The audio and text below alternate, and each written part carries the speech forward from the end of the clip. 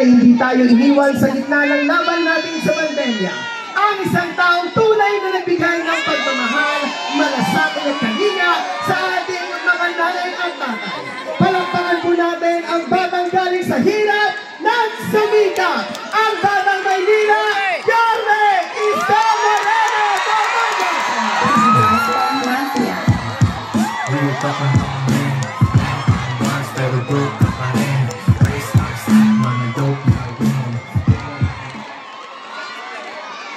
Magandang gabi, Baseco!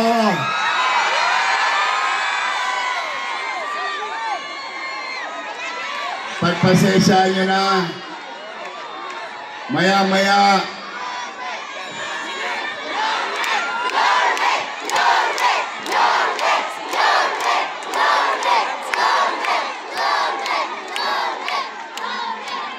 Mauna lang ako magsalita, pero magsasalita rin si Chichi at si Ensang dahil maya-maya konti baka may sorpresa sa inyo ang Yorme's Choice.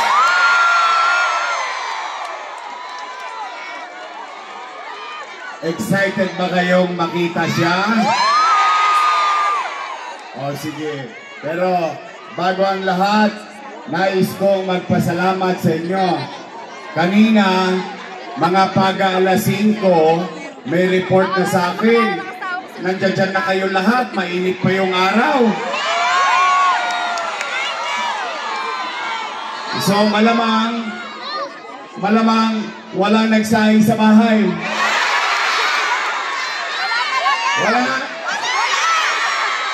Ako lang ito yung titila po ng mga kaldero mga. So kung wala nagsaing, walang kumain. Wala? Hindi pa kayo kumakain? Sa kamay na hindi pa kumakain? Huwag kayo mag-alala. Sanay naman tayo dyan. Sa mga minamahal kong lolo at lola, mga senior citizen, I love you.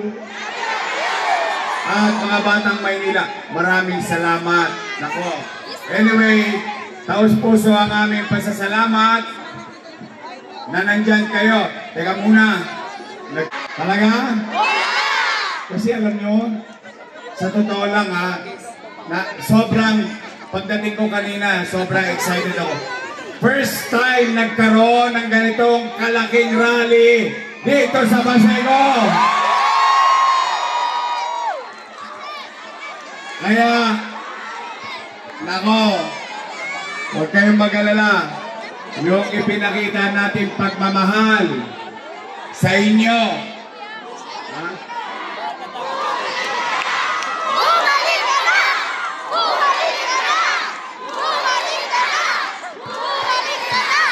Huwag nyo masyadong lakasan. Baka masigawan din kayo. May sumigaw dyan. Wala naman mali! Oh. Pero, Nay, Tay, hindi naman ako magpapakahaba. Pupunta na kagad ako sa mga mahalagang bagay. Kasi gusto ko lang malaman para ma-accommodate natin ang ating mahalagang bisita ngayon at makausap niya na matagal. Gusto ko lang malaman kasi may nagagalit sa akin. Ayun naglagay pa ng poster Ang dami-dami nilang sinasabi. Every time na may mangyayari, pupunta kami sa Baseco, may bagong poster. Nay, Tay, basta tayo rito, walang siraan. Maniwala kayo. I guarantee you, we don't need it. Basta tayo rito, chill-chill lang tayo. Doon yun sabi niyo. Chill talk lang. Nay, Tay. Una, ang sabi ng mga kalaban na mainit sa akin. Pinagtataka ko naman, bakit sila mainit sa akin? Hindi naman ako nakaupo.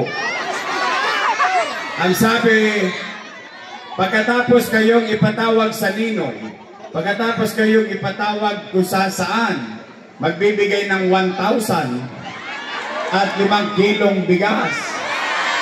Tama ba? Oh, okay lang yun, tanggapin nyo. Pera nyo naman yun eh. Tama ba? Saka unang-una, hindi naman kayo nang hingi, binigay sa inyo ng kusa. Tama ba? Oh. Nay, anong sabi? Si Yorme, maraming iniwang... Kita nyo, nagpunta talaga kayo.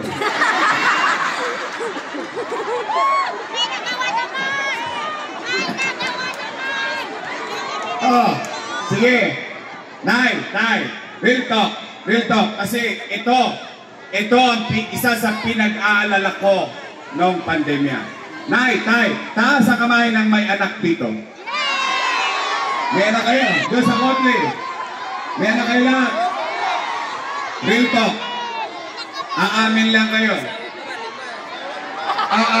kayo.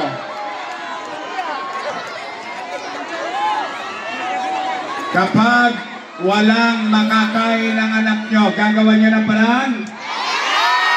Sigurado kayo? Talaga? Di ba kapag kakipit, sa Mumbai kumakapit? Tama ba? Tay, ang sabi, marami daw akong iniwang utang. O sige, maggawa tayo ng kwento na may kwenta. Pwede? Kayo, lahat dito, ay testigong buhay. Pero gusto nyo ba, ipakilala ko na yung bisita natin? Gusto nyo ba? Gusto nyo? Maganda to. Magaling. Matapang. Nandito na, Vice President Sara.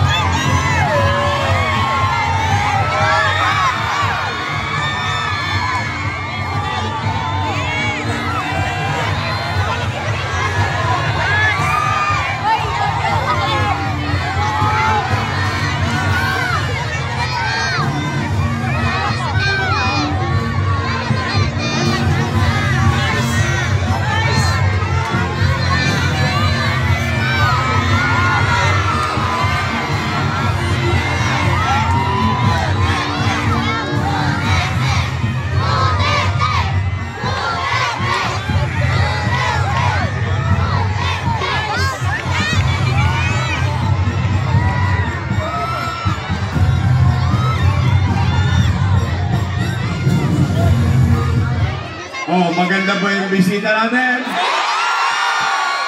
Mahal nyo ba siya? O sige, iiklihan ko na lang yung speech ko para sa kanya. Gusto niyo ba siya marinig? At mamaya, may ipinilin si Pangulong Duterte. Pero siya na ang magsasabi. Pero ito muna yung mahalaga. Nay, tay, totoo, nangutang ako. Totoo. Yan ang bagay na hindi ko ipinagkaila sa inyo. Pero matanong ko kayo, Nay, tay, nung pandemya, may nagutom ba sa basik? Promise? Promise? Buwan-buwan ba dumating ang food box sa Baseco? Nakain ba natin? Nakaraos ba tayo? Salamat sa Diyos. In fact, special mention lang. Meron pa akong isang pagkakamali nung umpisa. Nung binigay ko yung food box, pangkalahatan, nagulat ako. Nung nasunod ko, ginagawa ko yung Base community. May lumapit sa akin, Muslim.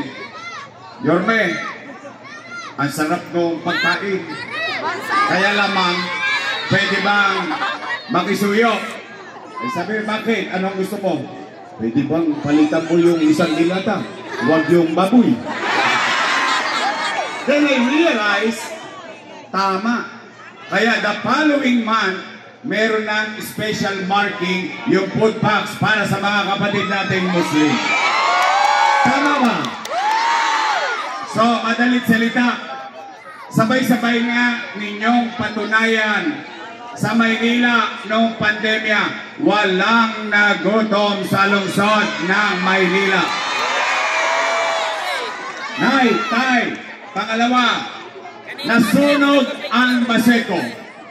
Malaki. First time kayong nakakita ng mayor. First time. 3 buwan lang. Ginawa 200 plus townhouses ang Baseco community. Tama ba? Tama ba? Nay, tay, pandemya, ang dami-dami kong inutang, pero natayo ba yung ospital ng Baseco?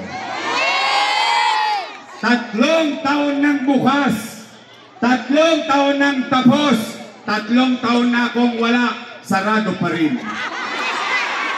Ngayon, ako sinisisi. Sinisisi ako nung ate ko. Ang sabi, hindi raw qualified sa DOH. Ito sagot ko. Di ba ang direktor ng Manila Health Department asawa niya? Ang tanong namin mga taga-Baseco, ang dami yung Cheche Burichi, 3 taon kayo nakaupo, e ba hindi nyo ginawa ng paraan?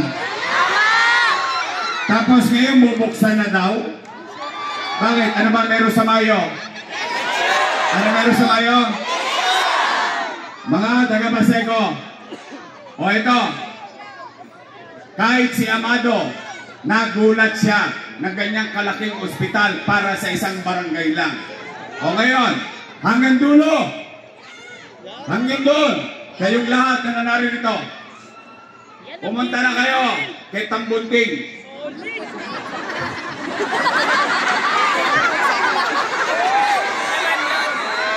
Isanlan nyo na itong laway na ito. May awa ang Diyos. Sa tulong nyo, nakabalik tayo. Sa December, bubuksan ko na yan.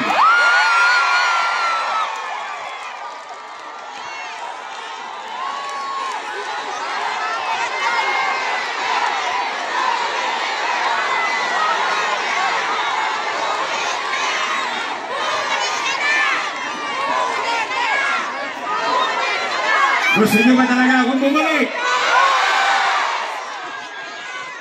O sige, sample lang ha, sample lang. Simula Todix, hanggang Wakali, dito sa Langka, hanggang doon sa Kodli. Taas sa kamay na gusto akong bumalik. Promise! Tayo! O, hindi na ako magpapakahaba. Masaya na ako. Kasi sa totoo lang, Ma'am Sara, first time kung nakita kami ni Amado, matagal na rin kami sa gobyerno.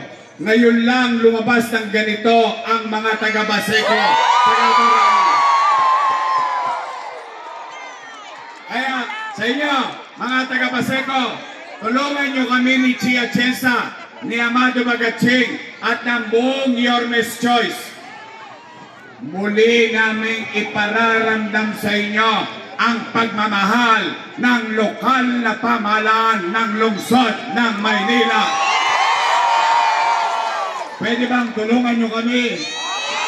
Nagisingin natin sila. Sabay-sabay tayo sumigaw. Bumalik ka na! Bumalik ka na! Bumalik ka na! Bumalik ka na! Maraming salamat sa inyo. Magandang gabi. I love you, Baseco. Pagpalain nawa kayo ng pangmagkapal. Sabay-sabay, Manila! Of course, thank you.